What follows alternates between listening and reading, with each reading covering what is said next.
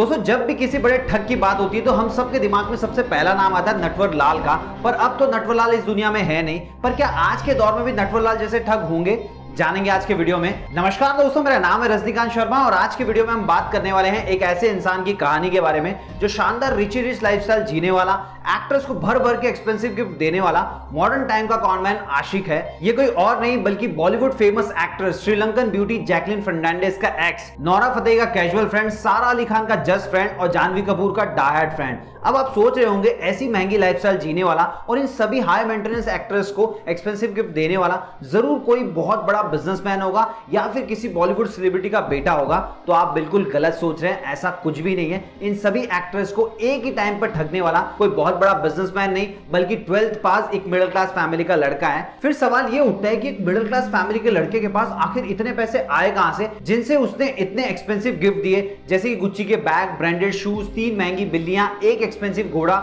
Mini copper car वगैरह वगैरह। दोस्तों मैं आपको बता दूं, इसने सिर्फ जैकलिन को बेवकूफ नहीं बनाया बल्कि उसके साथ साथ नोरा फतेही, जानवी कपूर, सारा अली खान को भी एक्सपेंसिव गिफ्ट देकर फंसाने की कोशिश की। नोरा फतेही को लग्जरी कार दी, जानवी कपूर को 20 लाख के ऊपर का सामान और वहीं सारा अली खान को एक्सपेंसिव चॉकलेट और ब्रांडेड वॉच दी। पर सवाल अभी भी यही है कि आखिरकार इसके पास इतने पैसे आए कहां से और ये इंसान है कौन? इसके पास इतने पैसे आए स्पूफ कॉल करके। जी हां दोस्तों, ये वही 2021 का अरेस्टेड स्पूफ कॉलर सुकेश है जिसके ऊपर जेल के अंदर बैठकर स्पूफ कॉल के जरिए 200 करोड़ रुपए का फ्रॉड करने का आरोप लगा हुआ है। और ये जेल कोई ऐसी वैसी जेल नहीं बल्कि इंडिया की सबसे पुरानी और बड़ी टाइट सिक्योरिटी वाली जेल में से एक है जिसका नाम है तिहाड़ जेल। अब दोस्तों सवाल ये उठता है कि तिहाड़ जैसी टाइट सिक्योरिटी वाली जेल के अंदर बैठकर कोई 200 करोड़ का झोल कैसे कर सकता है, जानेंगे आज की वीडियो में। तो जानने के लिए वीडियो को देखते रहिए और अभी तक आपने मेरे चैनल को सब्सक्राइब नहीं किया है तो प्लीज सब्सक्राइब कर लीजिए। उसके बाजू में जो बेल आइकन उसे भी दबा दें ताकि जब भी मैं कोई नया वीडियो अपलोड करूं उसका नोटिफिकेशन आपको सबसे पहले मिल जाए। दोस्तों सबसे पहले बात कर लेते हैं कि सुकेश है कौन और इसको मैं कॉनमैन क्यों कह रहा हूं। देखिए दोस्तों, सुकेश का पूरा नाम है सुकेश चंद्रशेखर। ये तमिलनाडु के मदुरई विश्वविद्यालय में पढ़ा करता था।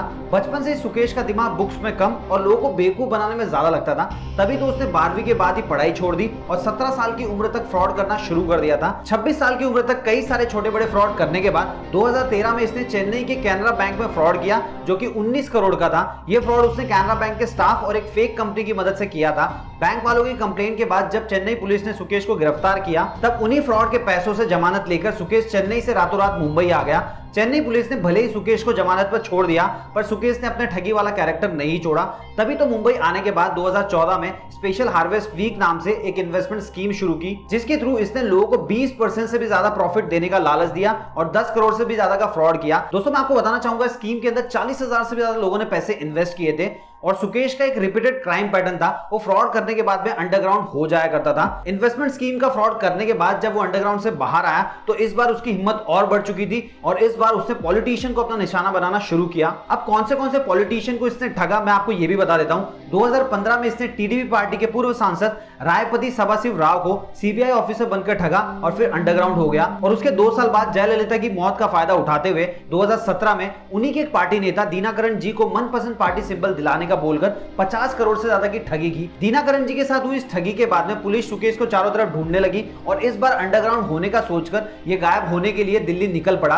पर पुलिस को सीक्रेट इंफॉर्मेशन मिल गई और दिल्ली के एक होटल के अंदर सुकेश को 1 करोड़ 30 लाख के कैश के साथ अरेस्ट कर लिया गया। दिल्ली के रोहिणी जेल में कुछ समय बिताने के बाद में सुकेश को वहां से तिहाड़ जेल में शिफ्ट कर दिया गया। तिहाड़ में शिफ्ट होने के बाद में सुकेश की लॉटरी लग गई क्योंकि दोस्तों ये वही साल था जब सुकेश ने तिहाड़ जेल में बैठे बैठे 200 करोड़ की ठगी को अंजाम दिया था। अब आपके दिमाग में यह आ रहा होगा कि आखिर ये कैसे हुआ, जेल में बैठ के कोई कैसे फ्रॉड कर सकता है? तो दोस्तों इसका जवाब भी है मेरे पास, बस आप इस वीडियो को एंड तक जरूर देखिएगा ताकि आपको पूरी कहानी समझ में आ जाए। भारत में तिहाड़ जेल एक ऐसा जेल है जहां पे आपको ऑलमोस्ट सभी प्रकार के बड़े बड़े फ्रॉडस्टर, कॉनमैन, देश को धोखा देने वाले अपराधी एक ही छत के नीचे इजीली अवेलेबल मिल जाएंगे। दोस्तों जब सुकेश को तिहाड़ जेल में शिफ्ट किया गया तो उस वक्त उसके बाजू वाले बैरक के अंदर एक आदमी सजा काट रहा था जिसका नाम था शिविंद्र सिंह, जो कि फोर्टिस हेल्थ केयर का एक्स प्रमोटर था। इसको 2016 के रेलिगर इन्वेस्टमेंट लिमिटेड के 2100 करोड़ के घोटाले में इन्वॉल्व होने की वजह से अरेस्ट किया गया था। शिविंद्र सिंह की वाइफ अदिति अपने पति को छुड़ाने के लिए काफी दिनों से होम मिनिस्ट्री से कॉन्टेक्ट करने में लगी हुई थी,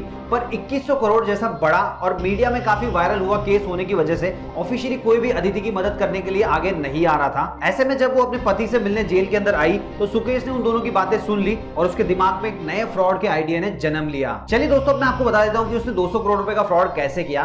दोस्तों, इस फ्रॉड की प्लानिंग करते वक्त उसने जेल के अंदर किसी कांस्टेबल को पैसे देकर स्मार्टफोन मंगवाया और उसके बाद में अपने सोर्सेज का इस्तेमाल करके अदिति का नंबर निकलवाया और उसके बाद में उसने हार्टशेट ऐप की मदद से एक फेक कॉलर बनके अदिति को कॉल किया। काफी दिनों से जिस होम मिनिस्ट्री से अदिति कांटेक्ट करने की कोशिश कर रही थी, अचानक अपने फोन पर उसी का कॉल आता देखकर अदिति की खुशी का ठिकाना नहीं रहा। ऐसे मौके का फायदा उठाते हुए सुकेश ने खुद को इंडियन होम अफेयर मिनिस्ट्री का सचिव बताया और अपना नाम अमित कुमार भल्ला बताया और साथ ही अदिति को भरोसा दिलाया कि उसके पति को जल्द ही जल्द जेल से छुड़वा दिया जाएगा। इसके लिए उन्हें पैसे की जरूरत नहीं है, बस पार्टी फंड में 20 करोड़ रुपए जमा करवा दिए जाएं। पैसे सिर्फ कैश में होने चाहिए। नो मीटिंग नो कॉल जैसी शर्तें रखी गई अदिति के सामने। पति को छुड़ाने के लिए अदिति सुकेश की सारी शर्तें मानने के लिए तैयार हो गई। दोस्तों, जिसके बाद में पार्टी फंड के नाम पे झूठ बोलकर सुकेश ने लगभग पूरे 1 साल तक अदिति से 30 नई जगहों पे 200 करोड़ रुपए लिए। 200 करोड़ रुपए देने के बाद में जब 1 साल तक शिवेंद्र सिंह को बेल नहीं मिली, तब अदिति का भरोसा सुकेश के ऊपर से उठने लगा। जिसके बाद में अदिति ने एक दिन सुकेश को काम पूरा होने से पहले पैसे देने से मना कर दिया। दोस्तों, जिसके बाद में वो अपने प्लान को फ्लॉप होता देखकर सुकेश ने अदिति के बेटे को जान से मारने की धमकी दे दी। धमकी के डर से अदिति फोन पर चुपचाप पैसे देने के लिए तैयार हो गई, पर फोन काटते ही अदिति ने सारी बातें पुलिस को जाकर बता दी। अदिति की कंप्लेंट के बाद पुलिस ने काफी समझदारी के साथ जेल के बाहर अदिति से पैसे लेने में सुकेश की मदद करने वाले 2 अपराधियों को गिरफ्तार कर लिया। जिसके बाद में उन दोनों अपराधियों ने अपने कंफर्मेशन में तिहाड़ जेल में बैठे सुकेश को इस पूरे फ्रॉड का मास्टरमाइंड बताया और उसके कई सारे अननोन सीक्रेट और फैक्ट्स के ऊपर से भी पर्दा उठाया। इन्हीं दोनों अपराधियों ने पुलिस को कॉनमैन सुकेश के चेन्नई के आलीशान बंगले और जैकलिन फर्नांडिस के साथ जो अफेयर था उसके बारे में भी बताया। दोस्तों, ये चेन्नई का वही बंगला था जहां से सुकेश ने जैकलिन के साथ साथ उन सभी एक्ट्रेस को अपनी झूठी लाइफस्टाइल और 16 लग्जरी कार दिखा के बेवकूफ बनाया था। इसी बंगले में क्लिक की गई जैकलिन और सुकेश की लव बाइट वाली सेल्फी सोशल मीडिया पे भी काफी वायरल हुई थी और इसी फोटो को प्राइम एविडेंस मानकर ईडी ने जैकलिन के खिलाफ लुकआउट सर्कल निकाला था। आपकी जानकारी के लिए बता दूं कि इस लुकआउट सर्कल से पहले जैकलिन को सुकेश की रियलिटी के बारे में कुछ भी पता नहीं था। मुंबई में सलमान खान की दबंग टूर के लिए दुबई जाते वक्त एयरपोर्ट पे इमिग्रेशन डिपार्टमेंट ने उन्हें इंडिया से बाहर जाने से मना कर दिया।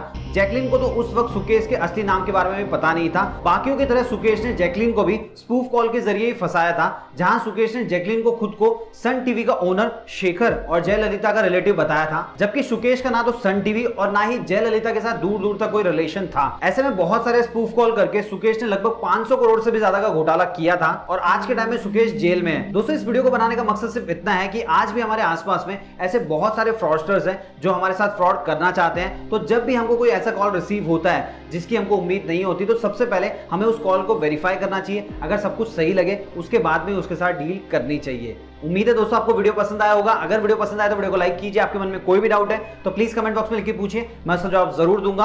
और दोस्तों, अगर आप इस वीडियो को फेसबुक पे देख रहे हैं तो दबा के शेयर कीजिए, सबके साथ ये इन्फॉर्मेशन शेयर हो जानी चाहिए। और अगर आप ये वीडियो यूट्यूब पे देख रहे हैं तो चैनल को सब्सक्राइब कर लीजिए, उसके बाद में जो बेल आइकन उसे भी दबा दें ताकि जब भी मैं कोई नया वीडियो अपलोड करूं उसका नोटिफिकेशन आपको सबसे पहले मिल जाए। तो मिलते हैं दोस्तों अगले वीडियो में फिर एक नई कहानी के साथ।